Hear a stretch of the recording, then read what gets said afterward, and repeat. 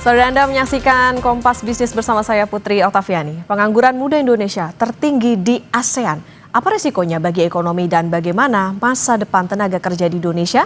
Kompas Bisnis akan tanya ke Direktur Eksekutif Selyos Bima Yudhistira yang saat ini sudah hadir di studio Kompas TV. Selamat pagi, Mas Bima. Selamat pagi. Mas Bima, kita lihat kan ini pengangguran usia muda tertinggi di ASEAN. Data terakhir mengatakan ada 15 sampai 24 tahun yang usianya segitu tuh 17,3%. Nah, ini menggambarkan apa dan apa sebetulnya resikonya bagi ekonomi? Iya, pengangguran usia mudanya tertinggi di ASEAN. Tapi yang lebih dalam daripada itu adalah ada 9 juta anak muda yang sebenarnya dia nggak ngapa-ngapain. Jadi dia nggak dalam posisi sedang kuliah atau sekolah, tidak ikut training, tidak dalam pendidikan atau pelatihan, itu jumlahnya memang sangat besar. Jadi artinya kita menghadapi nih situasi di mana ekonomi ini belum mampu untuk mendorong lapangan kerja. Jadi kalaupun ada anak muda, dia nggak menganggur misalnya, itu cek aja pekerjaannya adalah pekerjaan yang sifatnya informal. Jadi kalau pekerjaannya informal, dia masuk ke dalam gig ekonomi, itu hanya mode survival. Begitu juga ketika kita cek nih, ada anak muda yang jadi wirausaha. Wirausaha di Indonesia ini bagi anak muda, ada yang memang dia passionnya wirausaha, tapi banyak juga yang survival. Jadi hanya bertahan hidup, dia buka warung, kemudian dia jadi pedagang kaki lima, tapi dipersepsikan dari data statistik, dia posisinya bekerja. Jadi kita punya dua masalah, yang pertama adalah jobless, jadi anak muda yang memang dia menganggur, dia di rumah, atau yang kedua, dia sebenarnya underemployed. Jadi kalau yang jobless tadi udah jelas dia menganggur posisinya, underemployed ini yang kasihan juga nih. Dia kuliah tinggi-tinggi, dia kuliah kemudian per bulannya dapat support dari orang tua 3 juta per bulan. Tapi begitu dia selesai, lulus dapat ijazah, lapangan kerjanya yang sesuai dicita-citakan keahlian ilmunya nggak ada. Akhirnya apa? Dia kerja di perusahaan yang upahnya bahkan di bawah 3 juta. Nah, sebagian akhirnya menyerah dan kembali lagi ke orang tua. Jaga warung, dia nggak dibayar nggak apa-apa, tapi sebenarnya dia bisa memenuhi kebutuhan hidupnya. Dan itu pekerja yang nggak dibayar, itu jumlahnya juga cukup banyak.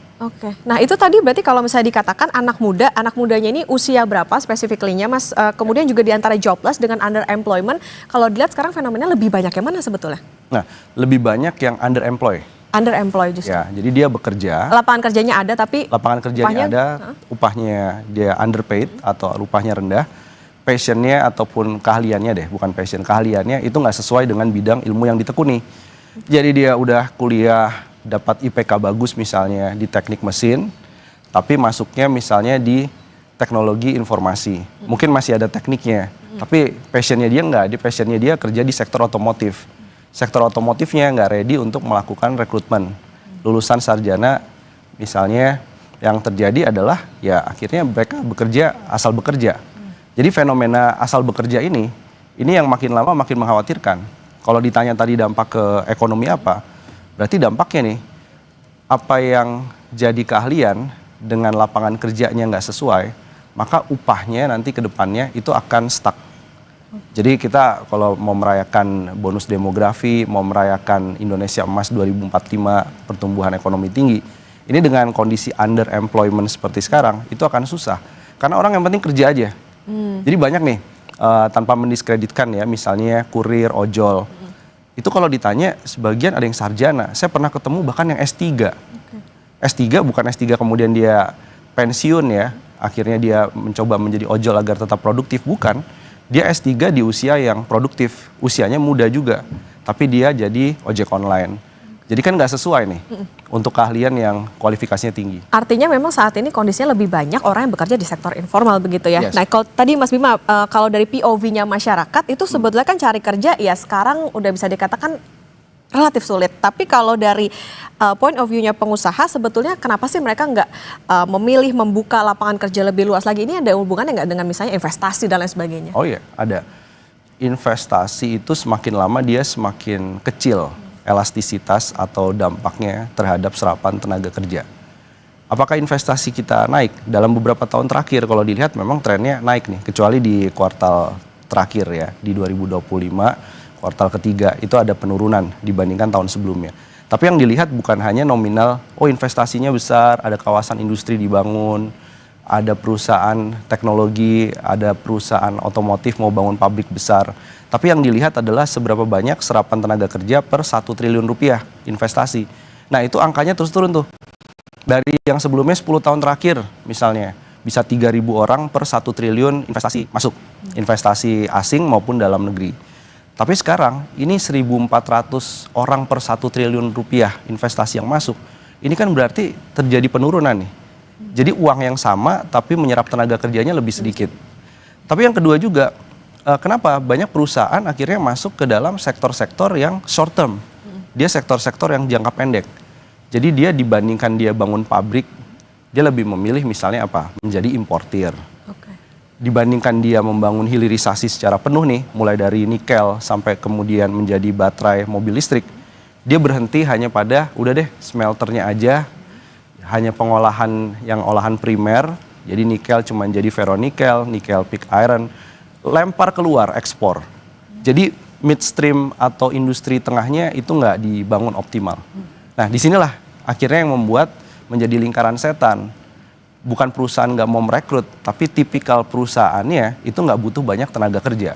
Oke, berarti ada perubahan gitu. Tapi kalau misalnya dilihat sebetulnya manpower atau sumber daya manusia di Indonesia itu sebenarnya masih menarik nggak sih untuk orang berinvestasi cari tenaga kerja di sini? Oh, harusnya menarik sekali dong, menarik sekali. Kalau kita bandingkan ya dengan negara-negara lain, dengan Vietnam, sebenarnya dalam beberapa hal soal produktivitas itu kita nggak kalah dengan Vietnam. Jadi ada yang mempersepsikan mungkin datanya berbeda. Tapi kalau kita uji bahwa yang di Vietnam itu soal produktivitas atau output per jamnya, kita bisa lebih unggul daripada Vietnam. Problemnya apa? Problemnya adalah dengan kualifikasi pekerjaan yang sama, yang beda adalah investasi teknologi mesin di Vietnam itu angkanya terus mengalami kenaikan dibandingkan dengan Indonesia. Jadi kalau kita lihat tren 10 tahun terakhir, investasinya adalah investasi yang lebih bersifat bukan ke mesin teknologi, tapi investasi lebih ke arah konstruksi bangunan misalnya. Jadi yang terjadi kita sama-sama nih pekerja, dia punya kualifikasi yang tinggi, suruh masuk ke Indonesia, pasti langsung turun produktivitasnya. Jadi kita sempat bilang ke beberapa teman-teman peneliti itu, udah deh yang S3 dari Jepang, yang produktivitasnya diklaim tinggi di Jepang, suruh datang ke Indonesia, suruh ke perusahaan atau pabrik, terutama pabrik pakaian jadi, itu pasti akan langsung drop. Karena output per jamnya itu menjadi turun akibat teknologi investasinya masih lebih lama. Itu juga terjadi, kita bicara kenapa industri-industri yang dulu banyak menyerap tenaga kerja, misalnya di tebu, gula, dan lain-lain. Cek aja, mesin pabrik gula itu adalah mesin-mesin sebagian peninggalan zaman Belanda. Gimana bisa mengejar produktivitas lebih tinggi gitu. Nah berarti Mas Bima, kalau misalnya kita bisa dikatakan kita punya bonus demografi, nah itu akan jadi petaka kah atau seperti apa? Karena kalau misalnya, berarti gini, kalau misalnya pemerintah tidak melakukan apa-apa, bonus demografi itu akan jadi petaka yang seperti apa sebetulnya? Ya, kita akan tetap jadi negara kelas menengah, mimpi untuk negara maju baru bisa 2092. 2092? Kalau kita hanya tumbuh 5%, tapi bukan hanya pertumbuhannya, tadi serapan tenaga kerja dari per 5% pertumbuhan ekonomi tadi, itu semakin melemah serapannya. Jadi kita mimpi 2045, bonus demografinya udah selesai. Yang terjadi apa? Ini orang-orang yang lebih senior, orang-orang tua, generasi boomers, generasi X, bahkan milenial yang sudah mulai masuk usia non-produktif ke depannya, ini akan menjadi tanggungan berat sekali bagi Gen Z, bagi Gen Alpha. Jadi Gen Z dan Gen Alpha ke depan harus bekerja pontang-panting untuk bisa menghidupi orang tuanya, kakek neneknya. Jadi kalau sekarang kita udah mengenal generasi sandwich, ya ke depan bukan lagi sandwich nih, udah geprek kayaknya. Generasi geprek itu lebih cocok ya. Oke Mas Bima, nanti kita lanjutkan kembali dan saudara tetap bersama kami di Kompas Bisnis.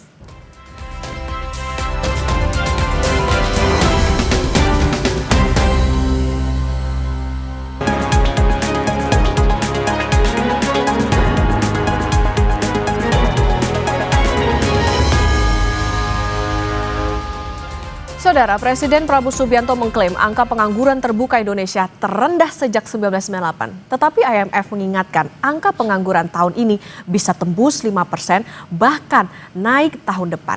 Apalagi Organisasi Buruh Dunia juga bilang tingkat pengangguran usia muda Indonesia tertinggi di ASEAN. tingkat pengangguran terbuka juga turun ke angka 4,76%. Ini adalah terendah sejak krisis 1998. Sekali lagi, kita tidak boleh puas karena 4,76% dari 287 juta orang itu angka yang cukup besar. Dan bagi mereka yang perlu pekerjaan segera, ini sesuatu yang harus kita pikirkan dengan seksama. Kita paham bahwa tingkat pengangguran ini sangat meresahkan bagi mereka yang sangat butuh pekerjaan.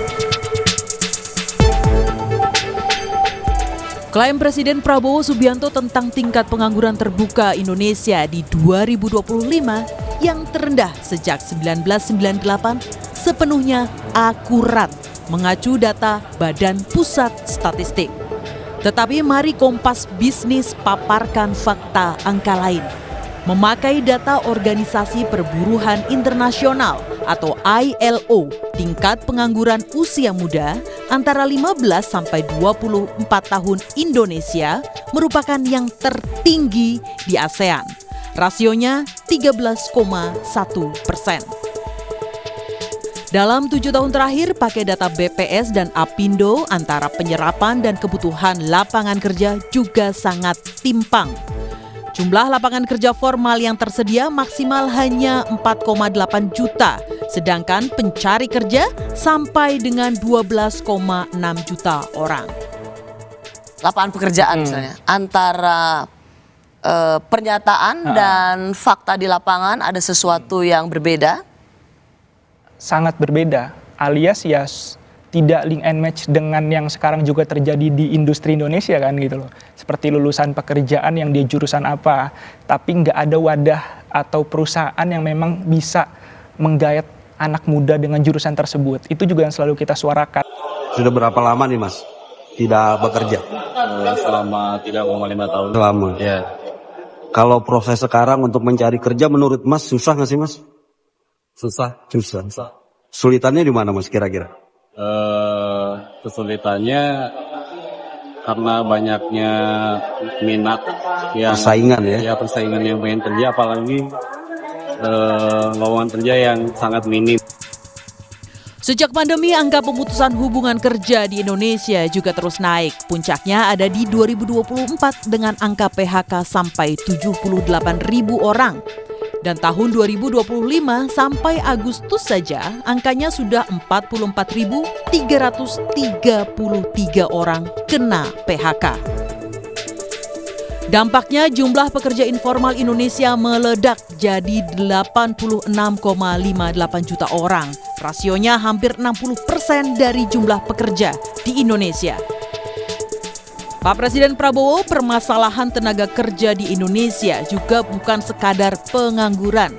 Kompas Bisnis juga punya data lain. Sebagian besar pekerja di Indonesia atau 109 juta jiwa dibayar di bawah upah layak. Hanya 35 juta jiwa saja yang dapat upah sesuai dengan UMR. Upaya menciptakan lapangan kerja terus dilakukan oleh pemerintah. Sedang integrasikan dengan job portal swasta. Lowongan saat ini itu ada sekitar 200.000 secara online. Dan sebuah riset sudah dilakukan, kalau kita gabungkan dengan job portal swasta itu bisa 1 juta, Mbak. Sehingga isu selanjutnya adalah memang apakah ini preferensi gitu ya. Tadi Mas Putra menyampaikan terkait dengan ini mungkin banyak sebarannya belum merata dan seterusnya, atau memang ada isu terkait tentang yang disebut tadi link and match. Situasi ke depan diperkirakan tidak mudah. Laporan World Economic Outlook, A Critical Juncture Amid Policy Shift yang diterbitkan oleh Dana Moneter Internasional IMF pada April lalu memprediksi tingkat pengangguran Indonesia 2025 akan mencapai 5%. dan pada tahun depan atau 2026 menjadi 5,1%. Dia Megasari Anjaya, Tim Liputan Kompas TV. Nah, saudara, kita akan melanjutkan perbincangan bersama dengan Direktur Eksekutif Selios, Bima Yudhistira. Mas Bima, tadi kalau dikatakan kan sekarang kayaknya lebih banyak orang kerja sektornya informal. Nah, kalau misalnya mau menciptakan lapangan kerja sektor formal nih, sekali lagi ya, sektor formal, ini bisa dimulainya dari sektor apa sih sebetulnya? Kita punya 3 resep nih. Nah, semoga nih yang nonton Pak Yaserli, Pak Purbaya nih nontonnya. Jadi 3 resep ini. Yang pertama adalah soal transisi energi. Jadi sektor formal di transisi energi itu diperkirakan angkanya hampir sama tuh dengan janjinya Pak Gibran ya. 19 juta lapangan kerja. Hasil modeling kita juga mengarah pada 19 juta lapangan kerja. Tapi komitmen pada transisi energi. Maksudnya apa? Maksudnya gini. Jadi yang dari batu bara, yang sekarang ini banyak yang turun, kemudian banyak vendor itu di PHK. Banyak terjadi pengurangan karyawan di sektor tambang. Nah, ini harus dibelokkan segera kepada industri komponen panel surya, komponen mikrohidro itu di dalam negeri. Itu bisa banyak nyerap tenaga kerja. Karena dampak berganda atau multiplier-nya itu cukup panjang nih kalau kita punya momentum energi terbarukan. Yang kedua, ini adalah ekonomi restoratif.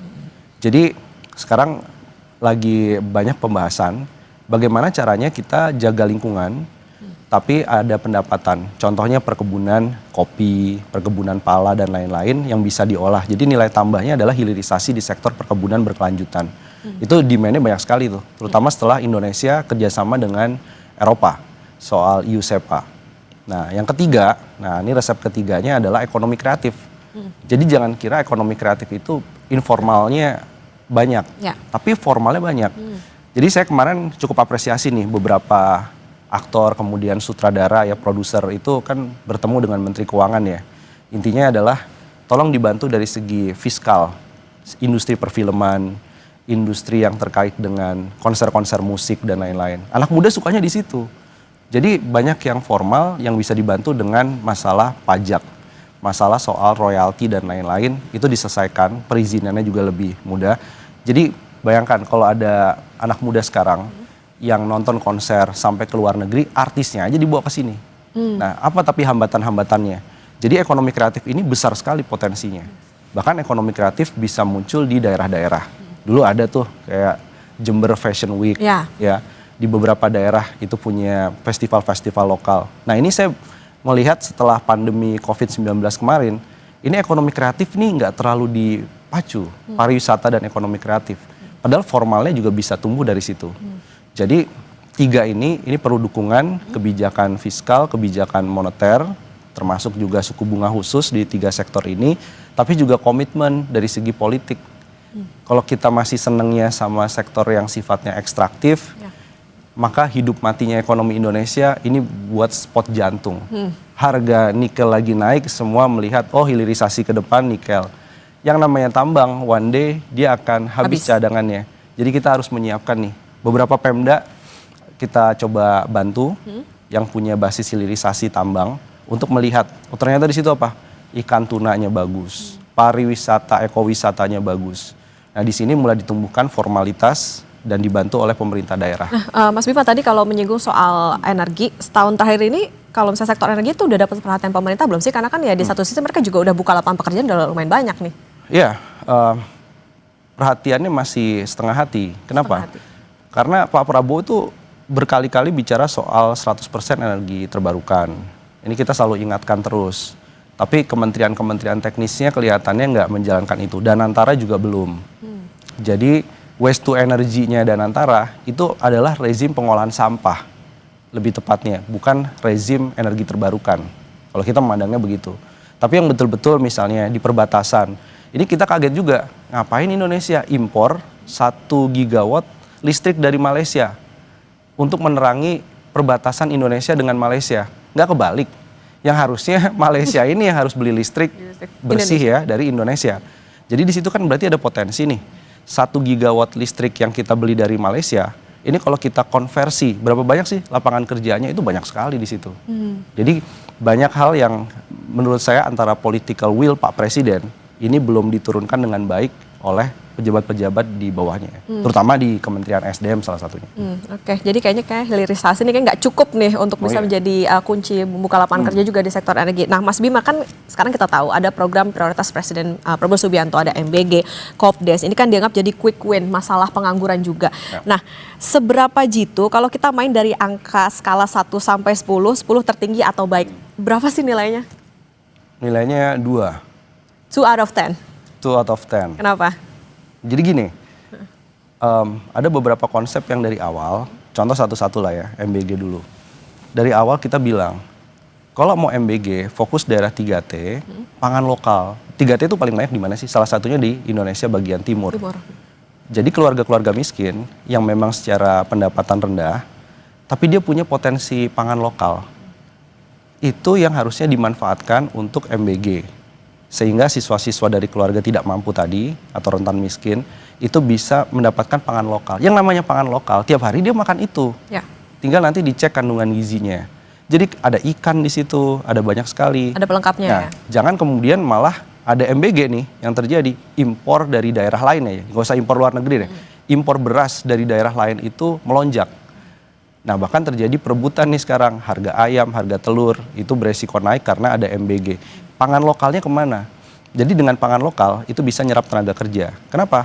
Karena menghidupi kantin, UMKM di sekitar sekolah dibandingkan pakai dapur-dapur yang sistemnya komando terpusat. Kedua, Kopdes Merah Putih. Kopdes Merah Putih ini 1-2 tahun ke depan itu kan ada pemilihan kepala desa. Banyak warga itu bilang, "Pak, jangan buka dulu Kopdesnya." Loh, kenapa? Karena ini akan jadi pesaing dari UMKM, dari warung yang jual produk yang hampir sama dengan Kopdes Merah Putih. Yang mau menciptakan lapangan kerja, kan kalau nggak salah sekarang lebih dari 81.500 Kopdes seluruh Indonesia ya. Tapi kalau kita lihat memang di beberapa desa ada yang raknya banyak yang kosong. Kenapa? Ya, karena warganya sendiri bilang, "Pak, jangan Pak." Karena ini akan jadi pesaing, bukan menciptakan lapangan kerja, tapi cuman geser, bahkan mengurangi dari ekosistem ekonomi yang sudah ada di pedesaan. Jadi di sini ada konsep, koperasi bagus nggak? Koperasi bagus, kita dukung koperasi. Tapi koperasi yang dikelola memang betul-betul dari masyarakat. Kalau ada UMKM mau dikoperasikan, itu yang harusnya dapat support, bukan bikin model top down seperti Koperasi Desa Merah Putih. Nah, jadi mimpi Pak Prabowo memberdayakan ekonomi rakyat, koperasi dan lain-lain, itu dalam implementasinya sekarang belum kerasa untuk menciptakan lapangan kerja. Oke, Mas Bima, dari seluruh perbincangan kita nih, permasalahan pekerja tadi misalnya ada underpaid, overwork dan lain sebagainya, apakah bisa disimpulkan bahwa kerja pagi, siang, malam, jungkir balik, jumpalitas segala macam di Indonesia nyatanya nggak bisa bikin sejahtera? Yes, dan itu dikonfirmasi oleh namanya Mobility Social Index, Social Mobility Index. Jadi saya ada datanya tuh, menarik. Indonesia tuh di posisi 67. Negara yang mobilitas sosialnya macet. Artinya apa? Artinya makin rendah rankingnya, itu makin susah orang berpendidikan nih. Dari keluarga yang tidak mampu mau naik jadi kelas menengah, itu macet. Jadi pendidikan tinggi tidak menjamin kesejahteraan keluarga itu naik. Jadi kalau terus-menerus seperti ini, maka dia akan ngumpul di kelas menengah rentan. Yang kelas menengah susah naik jadi orang kaya. Orang kayanya semakin sedikit, jadi dia akan menggembung di tengah. Nah, ini yang kita khawatirkan karena sulitnya lapangan kerja tadi membuat jadi generasi geprek tadi ya, bukan lagi sandwich generation. Bukan sandwich lagi. Iya. Oke, solusinya apa berarti Mas Bima? Solusinya sekarang, tadi kenapa saya cuma ngomongnya sama Pak Purbaya sama Pak Yesirli kan kira-kira begitu ya, pesannya sampai kedua itu. Menteri lainnya nanti dulu deh. Artinya apa? Dua orang ini harus duduk bareng untuk mengembangkan insentif fiskal, kemudian kebijakan. Gampangnya begini deh, ini ada magang berbayar atau magang berdampak ini.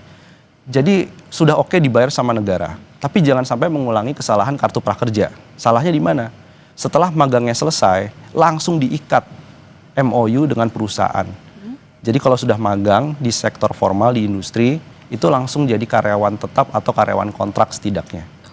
Jangan sampai setelah magang dia jadi menganggur lagi. Langsung lepas tangan lagi ya. Itu ada di dua orang ini nih kuncinya, di Pak Purbaya kemudian di Pak Yasserli. Jadi harapan kita dua orang ini bisa mengikat perusahaan. Anda sudah dikasih insentif pajak, udah ada tax holiday, tax allowance. Serap anak-anak magang ini itu menjadi karyawan. Dengan cara itu yang masuk ke sektor formal itu bisa melonjak di 2026. Nanti kita akan lihat. Oke, ada keberlanjutan lah ya. Ini Yes. juga tentunya jadi PR pemerintah bahwa kalau tadi kita bicara soal bonus demografi ini jangan jadi petaka tapi justru disiapkan bebarengan dengan teknologi karena ya harus diingat juga Presiden Prabowo Subianto punya janji 19 juta lapangan pekerjaan. Terima kasih Direktur Eksekutif Selyos Mas Bima Yudhistira sudah bersama di Kompas Bisnis. Sehat selalu Mas Bima. Ya. Ya saudara, selebritas sekaligus terdakwa